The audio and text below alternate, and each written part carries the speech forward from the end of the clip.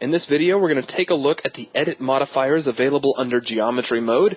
Let's start off by going into brush wireframe mode. Let's select our big subtractive brush that we're using to create this level, and we'll jump into geometry mode. Now, currently I am in vertex selection mode. Let's also open up the modifier window.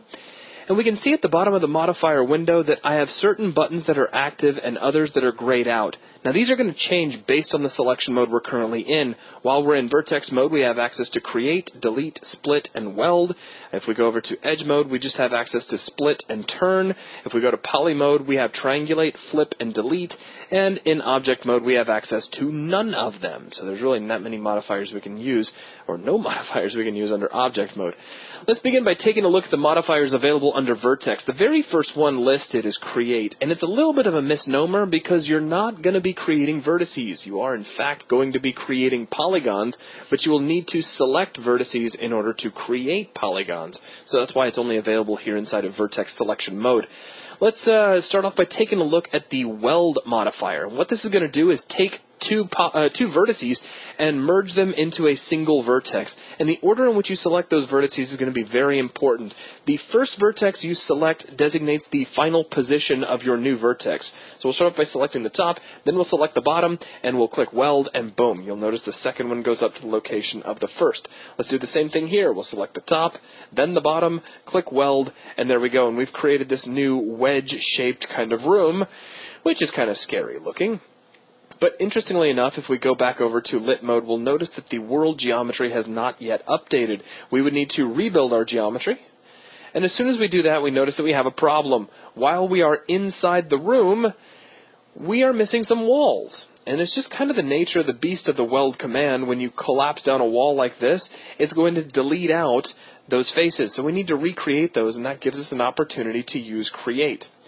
Now, this command is going to be very specific about the order in which you select the vertices before you actually click create. So don't try to do a marquee selection or anything like that. You want to select these in a specific order. If you are inside of a room and you want the you want the wall to actually be facing you when you get done, you need to select these in a counterclockwise fashion. So I'm going to hold down Control, and we'll click here and here and here. So I notice I selected those in a counterclockwise direction. Let's click create, and nothing happens until I rebuild my geometry. And now notice that I have a wall facing me. Now, just for the sake of argument, let's do the same thing in a clockwise fashion. So we'll click here and here and here. We'll click create and rebuild. And it looks like we don't see anything, but if I switch over to unlit mode and fly outside, you can see we do in fact have a wall. It's just facing the wrong direction. So we need to fix this. In order to fix this, we need to jump over to polygon selection mode. And as soon as we do that, we'll notice that one of our walls still looks like it's checkered. But to really drive this home, let's go into brush wireframe mode so it looks like we're missing a wall. And if we stick our head inside the surface, we can see this wall is facing the wrong direction. So what I'm going to do is select this polygon, and one of the modifiers we have access to while we're in polygon selection mode is flip. If I click that, everything goes back to conformity, which is what we're looking for. And if I jump back over to vertex selection mode, let's go back over to lit. Everything still looks like it's messed up until we rebuild our geometry. So let's close, and now things are looking the way they should. Let's jump back into lit mode and stick our head inside the room and confirm that we do indeed have walls that are facing us the way they should. Alright, so that's a quick look at create and weld. Now let's move on from here. Let's take a quick look at split. And the purpose of split is to create a new edge across a polygon based on a vertex selection. That sounds like a long way to say this, but what I'm going to do is select a vertex here and a vertex directly across from it. So these vertices are on the same polygon. That is critical. Let's click split, and we get an edge that divides those two vertices in half. So now we end up with kind of a triangulation edge. As a quick confirmation, if I reselect those vertices and click split again, we get a warning that says the selected vertices must belong to the same polygon, and they no longer do. This vertex belongs to this polygon, that vertex belongs to that polygon. So they have to be on the same polygon in order for this to work. Okay, so from here, the last thing left would be delete. And this is not the kind of thing I recommend you get too used to using, but if I select this vertex and click delete, Boom, and now let's rebuild our geometry.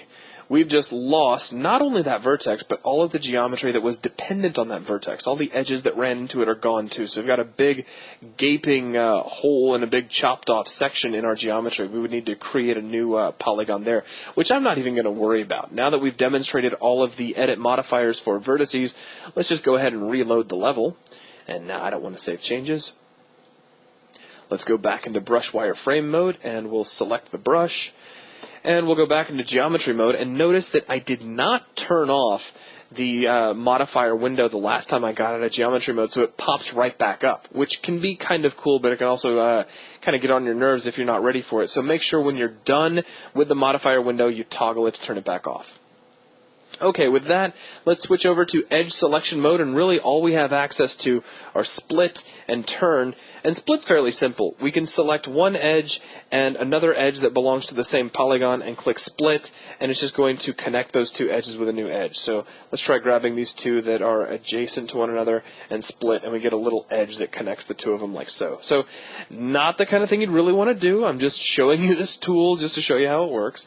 Now you can also turn an edge. Now before I turn an edge, I'm going to have to show you another function within Polygon. So I'm going to jump over to Polygon selection mode. We're going to grab this top polygon, and I'm going to click triangulate. And you'll notice that what that does is that divides this polygon into two triangles, like so.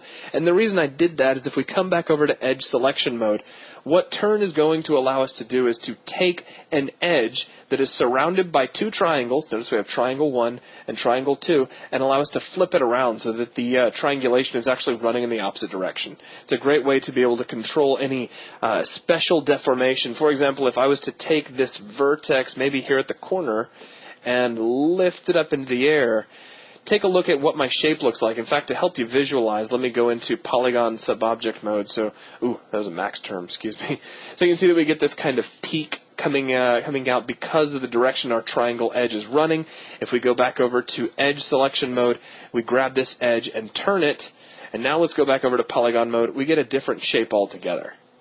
So there's kind of an illustration of the importance of turning your edges. It could also be very useful if you had used the poly split or had even used the vertex or vertice split and had realized that the edge was running in the wrong direction. And if everything is triangular, you could use this to very quickly turn that edge without having to recreate the shape you had just made. That's right.